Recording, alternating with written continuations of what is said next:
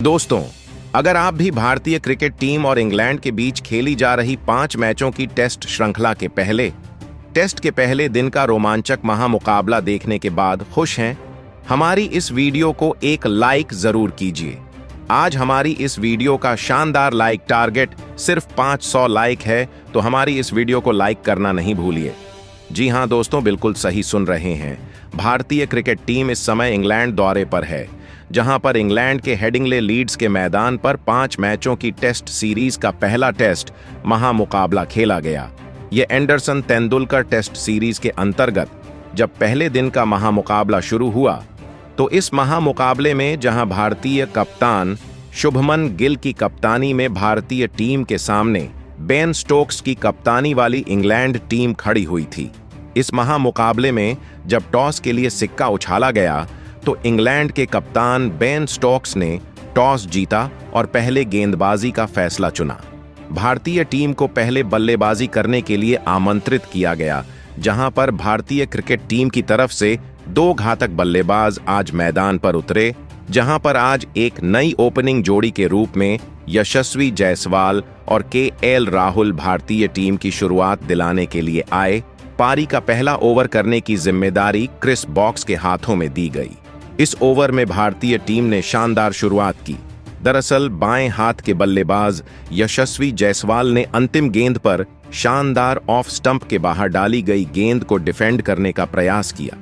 ऐसे में गेंद बल्ले का बाहरी किनारा लेकर थर्ड मैन की ओर 4 रन के लिए चली गई और पहले ओवर में भारतीय टीम ने 4 रन बना लिए। दोस्तों, इसके बाद भारतीय टीम का जो बदलाव हुआ वह तीसरे ओवर में दिखाई दिया। क्रिस बॉक्स फिर से वापसी करने आते हैं, तो 5वीं गेंद पर यशस्वी जायसवाल ने एक शानदार शॉट लगाया और आगे डाली गई गेंद को सीधे बल्ले से ड्राइव किया और गैप में 4 रनों के लिए भेज दिया। इस प्रकार 3 ओवर में भारत ने 10 रन बनाए थे। चौथे ओवर से फिर लोकेश राहुल ने अपना गियर बदल दिया। दरअसल ब्राइडन कार्स नाम का जब गेंदबाज आता है, तो पहली गेंद पर लोकेश राहुल ने बाउंड्री लगाकर ऑफ स्टंप के बाहर डाली गई गेंद को फुल लेंथ की आउट स्विंग गेंद को कवर्स की तरफ खेलने का प्रयास किया और गेंद सीधी चौका के लिए बाउंड्री लाइन से बाहर चली गई। 4 ओवर में भारतीय टीम ने बेहतरीन 14 रन बना लिए। भारतीय टीम ने एक ऐसी शुरुआत की थी जिसको देखकर अब इंग्लैंड की गेंदबाजी शुरू से ही बैकफुट पर नजर आने लगी थी और फिर पारी के 6वें ओवर में तो ब्राइडन कार्स वापसी करने आते हैं, तो जायसवाल उनको टारगेट कर देते हैं। दूसरी फुल लेंथ की गेंद को डीप पॉइंट की ओर शॉट लगाकर चौके के लिए भेज देते हैं। यही नहीं दोस्तों, चौथी गेंद पर जायसवाल का बल्ला खतरनाक चलता है। गुड लेंथ में पटकी गई गेंद को बैकफुट से रोकने का प्रयास करते हैं।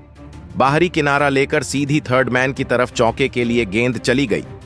दोस्तों, एक बेहतरीन भारतीय टीम को शुरुआत मिल चुकी थी, जो कि कहीं ना कहीं इंग्लैंड को उसी के घर में बैकफुट पर धकेल रही थी, और आज भारतीय टीम की ओपनिंग जोड़ी ने यह कारनामा जो करके दिखाया वह सच में लाजवाब था।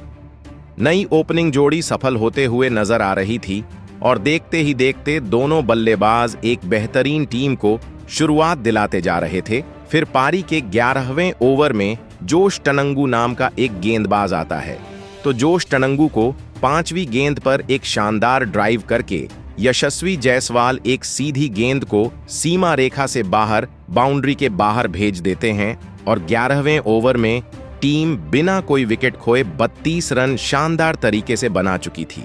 12वें ओवर में क्रिस बॉक्स वापसी करते हैं, तो लोकेश राहुल पहली गेंद पर शानदार आगे डाली गई गेंद को कवर्स की तरफ खेलते हैं और कवर ड्राइव लगाकर एक शानदार चौका बटोर लेते हैं। दोस्तों, इसके बाद 13वें ओवर में आज यशस्वी जायसवाल एक गलती भी कर बैठते हैं और आउट होने का खतरा उनके सामने आ चुका था, मगर रिव्यू लिया गया और जायसवाल बेहतरीन तरीके से नॉट आउट आए। इसके बाद दोस्तों, इस 13वें ओवर में जोश टनंगियों को यशस्वी जायसवाल अंतिम गेंद पर आगे डाली गई गेंद को सीधे बल्ले से सामने की तरफ शॉट खेलकर एक चौका लगा देते हैं और 13वां ओवर में टीम 40 रन बना लेती है। 14वें ओवर में क्रिस वॉक्स गेंदबाजी करने आते हैं, तो लोकेश राहुल पहली गेंद पर एक शानदार बाउंड्री लगाते हैं। लाजवाब ड्राइव देखने को उनके बल्ले से मिलती है।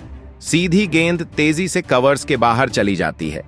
अब भारतीय टीम अपने अर्धशतक की तरफ बढ़ रही थी।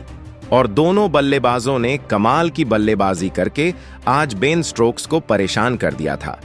15वें ओवर में जोश टनंगू नाम का गेंदबाज जब आता है तो लोकेश राहुल गैप में शॉट खेलकर बड़ी बाउंड्री हासिल करते हैं और चौका बटोर लेते हैं और इस ओवर में बेहतरीन 8 रन जाते हैं और 15 ओवर की समाप्ति पर भारतीय टीम अपने 50 पूरा करके 52 रन बना चुकी थी और जायसवाल और लोकेश राहुल कमाल कर रहे थे। भारतीय टीम की बल्लेबाजी को देखकर आज हर एक भारतीय दर्शक खुश था, क्योंकि एक नई टीम खेल रही है और वह जिस तरीके से शुरुआत करके दिखाती है वह सच में लाजवाब थी। दोस्तों, देखते ही देखते दोनों अपने अर्धशतक के करीब बढ़ने लगे थे, खासकर जब कप्तान बेन स्टोक्स 20वें ओवर में गेंदबाजी संभालने आते हैं तो लोकेश राहुल यहां से अपना खतरनाक अंदाज बदल लेते हैं। दरअसल बेन स्टोक्स को लोकेश राहुल पहली गेंद पर लाजवाब शॉट लगाकर पूरी तरीके से लीन करते हुए थर्ड मैन की तरफ ड्राइव करके एक चौका लगा देते हैं। यही नहीं, अगली गेंद पर Lokesh Rahul back to back एक और सामने डाली गई गेंद को थर्ड मैन की तरफ पॉइंट फील्डर के ऊपर से खेलकर चौके के लिए भेज देते हैं। इस ओवर में 2 चौके लगाए जाते हैं और 20 ओवर में टीम बिना कोई विकेट गंवाए 68 रन बना चुकी थी। इसके बाद ब्राइडन कार्स 21वें ओवर में जब आते हैं तो यशस्वी जायसवाल पहली गेंद पर एक शानदार फुल टॉस डाली गई गेंद को डीप पॉइंट की ओर पंच करके चौका लगा देते हैं। दोस्तों, फिर जब 22वें ओवर में कप्तान बेन स्टोक्स आते हैं तो लोकेश राहुल दूसरी गेंद पर शानदार बाउंड्री लगा देते हैं और पैर निकालकर कवर्स की ओर ड्राइव करके गैप में चौके के लिए गेंद को भेज देते हैं और इस प्रकार 22 ओवर में टीम 82 रन बिना कोई विकेट गंवाए आगे बढ़ चुकी थी। फिर 23वें ओवर में ब्राइडन कार्स आते हैं। लोकेश राहुल अंतिम गेंद पर सामने से शॉट खेलकर 4 रन के लिए गेंद को भेज देते हैं। अब इन दोनों ने जिस तरीके से हर एक ओवर में चौके लगाकर दिखा रहे थे वह कमाल के थे, जिसको देखने के बाद लग रहा था आज भारतीय टीम का पहला विकेट गिराना भी असंभव लग रहा था। 24वें ओवर में फिर बेन स्टोक्स आते हैं। यशस्वी जायसवाल तीसरी गेंद पर एक शानदार बाउंड्री लगा देते हैं। कवर्स की ओर ड्राइव करके गैप में चौके के लिए गेंद को भेज देते हैं। इस प्रकार 24 ओवर में टीम 91 पर पहुंच गई थी और दोनों बल्लेबाज अपने अर्धशतक के बिल्कुल करीब पहुंच चुके थे।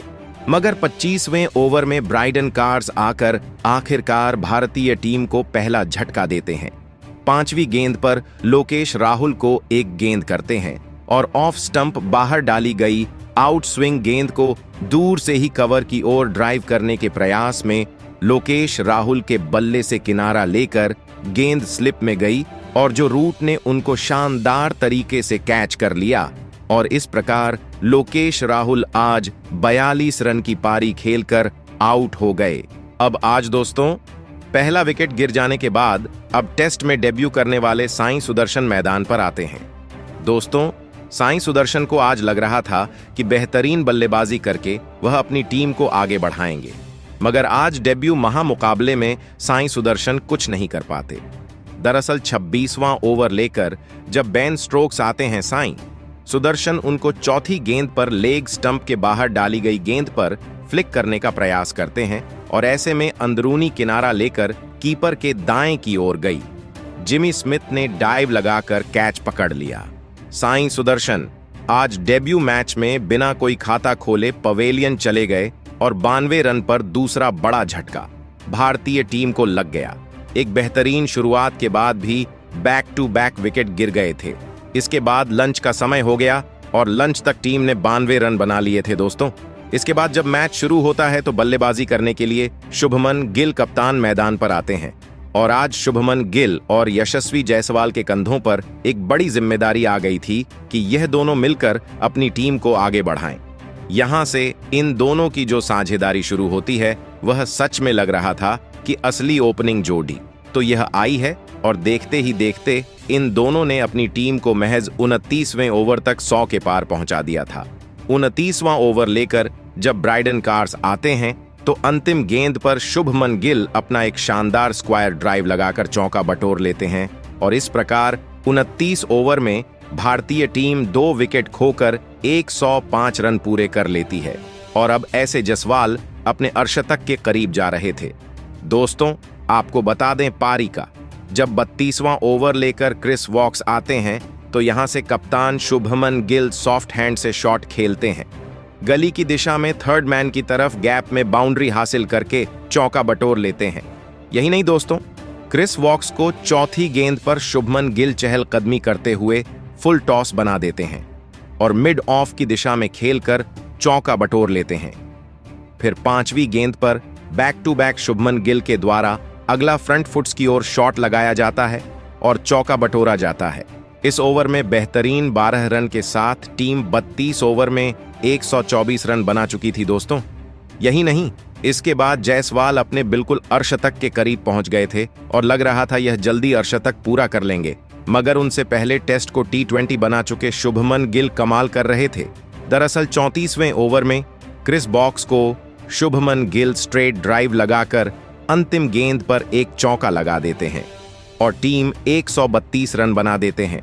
34 ओवर में बना लेती है और फिर 35वें ओवर की 5वीं गेंद पर जोश टनंगू को जायसवाल एक सिंगल रन लेकर अपना 50 पूरा कर लेते हैं और बेहतरीन उन्होंने 96 गेंद में अपने 50 से रन पूरे करके आज अर्धशतक लगाकर टीम को एक बेहतरीन शुरुआत दिलाने में अहम भूमिका निभाई थी।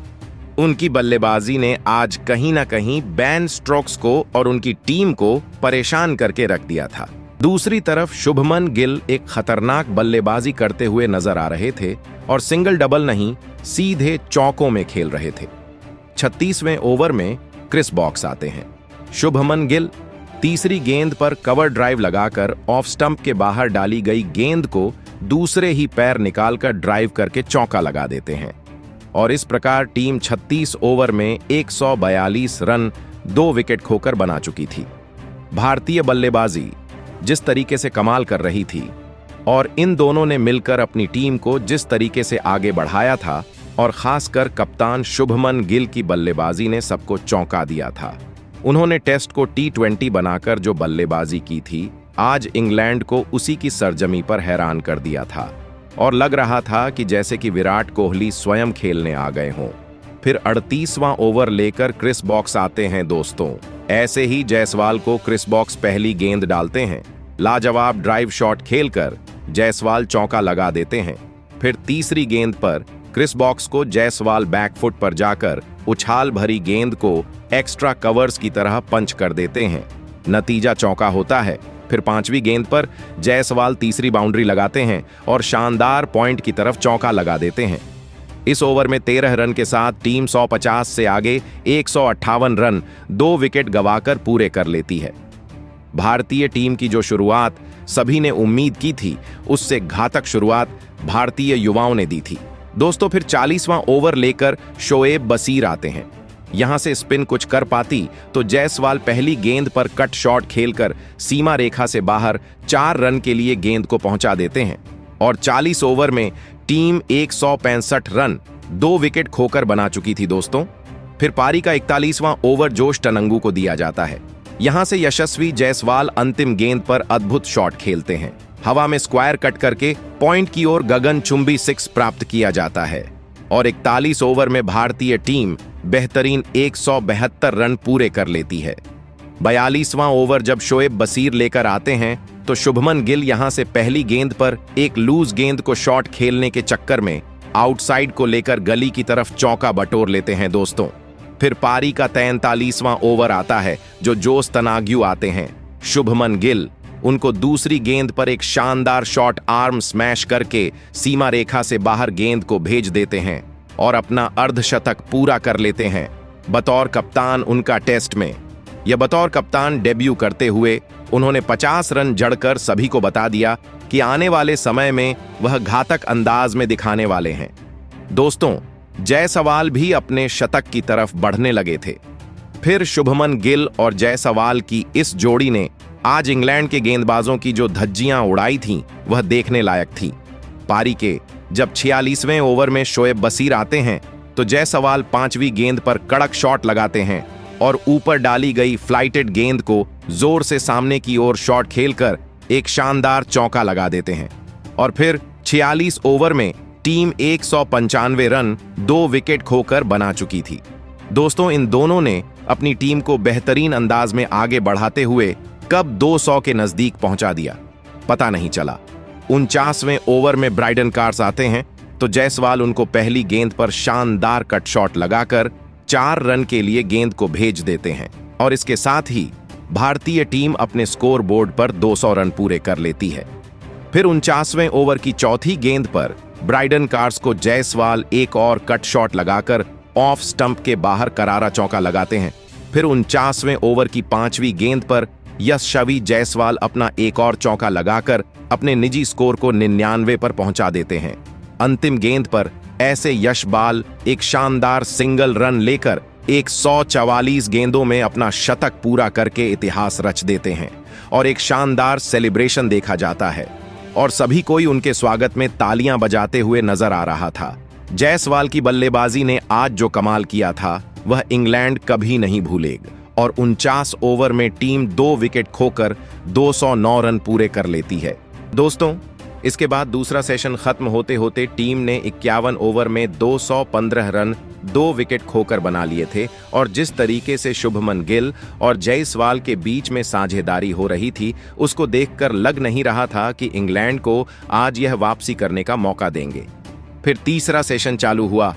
52वां ओवर लेकर शोएब बशीर आते हैं तो शुभमन गिल उनको तीसरी गेंद पर करारा कट शॉट लगाकर एक शानदार चौका लगा देते हैं और इसके साथ ही आज टीम 52 ओवर में 221 पर पहुंच गई थी। दोस्तों, यहां से ऐसे जायसवाल शानदार अपनी शतक लगाकर खेल रहे थे और दोनों के बीच में आज 129 रन की साझेदारी हो गई थी, मगर फिर 53वें ओवर में बन स्ट्रोक्स आकर जायसवाल को क्लीन बोल्ड कर देते हैं और 101 रन बनाकर आज यशस्वी जायसवाल का बड़ा विकेट आज इंग्लैंड ने ले लिया था और कप्तान ने अपनी टीम की वापसी कराई थी।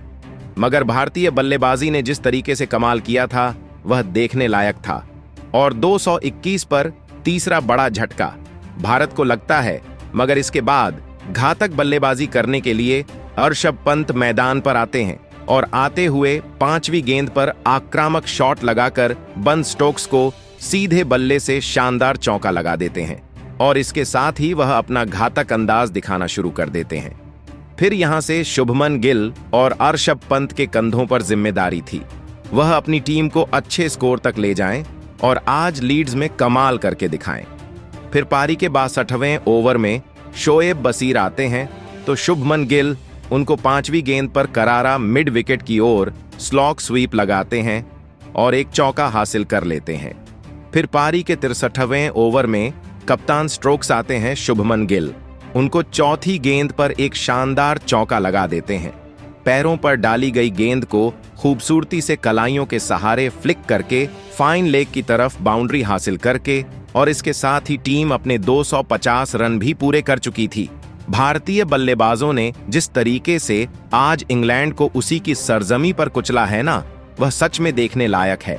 खासकर कप्तान शुभमन गिल ने जिस तरीके से टेस्ट को T20 बनाया है और आज आकर कप्तानी पारी खेली है वह ऐतिहासिक रही है, जिसने कहीं ना कहीं इंग्लैंड जैसी खतरनाक गेंदबाजी को बैकफुट पर धकेल दिया है। दोस्तों, फिर ऋषभ पंत यहां से शुभमन गिल का साथ देते हैं और 65वें ओवर में क्रिस बॉक्स गेंदबाजी करते हैं तो शुभमन गिल पहली गेंद पर खूबसूरत शॉट लगाकर छोटी लेंथ में डाली गई गेंद को पॉइंट बनाकर कट शॉट खेलकर चौका लगा देते हैं।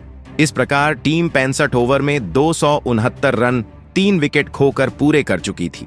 दोस्तों, इसके बाद इंग्लैंड की जिम्मेदारी थी कि इस जोड़ी को तोड़ें, मगर आज वह इस जोड़ी को तोड़ने में असमर्थ रहे और भारतीय कप्तान शुभमन गिल और ऋषभ पंत ने कमाल कर दिया। खासकर ऋषभ पंत यहां से अपना गैर बदलना चालू करते हैं और 69वें ओवर में तीसरी गेंद पर क्रिस बॉक्स को वह शानदार ऑफ स्टंप के बाहर डाली गई गेंद को थर्ड मैन की तरफ गाइड करके चौका लगा देते हैं और यहां से आज शुभमन गिल अपने शतक की तरफ बढ़ने लगे थे। आज शुभमन गिल 90 के पार पहुंच गए थे और फिर पारी के 72वें ओवर में शोएब बशीर को ऋषभ पंत दूसरी गेंद पर बैकफुट से शानदार पुल शॉट लगाकर चौका लगा देते हैं। दोस्तों, 73वें ओवर में अब शुभमन गिल का तूफान आना चालू होता है और दूसरी गेंद पर जोश तनगयू को लाजवाब शॉट लगाकर लीन करते हुए थर्ड मैन की तरफ चौका लगा देते हैं और इस प्रकार आज शुभमन गिल 77वें ओवर तक 98 पर पहुंच गए थे और टीम 290 पूरे कर चुकी थी। दोस्तों, पारी के 74वें ओवर में जब शोएब बशीर आते हैं तो आरशभ पंत यहां से अपना तूफान दिखाते हैं और शोएब बशीर को तीसरी गेंद पर झुककर पैडल करके फाइन लेग की तरफ चौका लगा देते हैं। यही नहीं, चौथी गेंद पर ऋषभ पंत एक शानदार गगनचुंबी 6 फुल लेंथ की गेंद को लॉन्ग ऑफ की तरफ लॉफ्ट करके लगाते हैं। इसके साथ ही भारतीय टीम अपने 300 रन भी पूरे कर चुकी थी और अब भारतीय कप्तान शुभमन गिल की बारी थी शतक पूरा करने की और 75वें ओवर में वह जोश टनंगू को दूसरी गेंद पर शानदार कमाल की उपलब्धि हासिल करके चौका लगाकर ड्राइव करके गैप में गेंद को भेजते हैं और अपना बतौर कप्तान पहला शतक पूरा करके इतिहास रच देते हैं।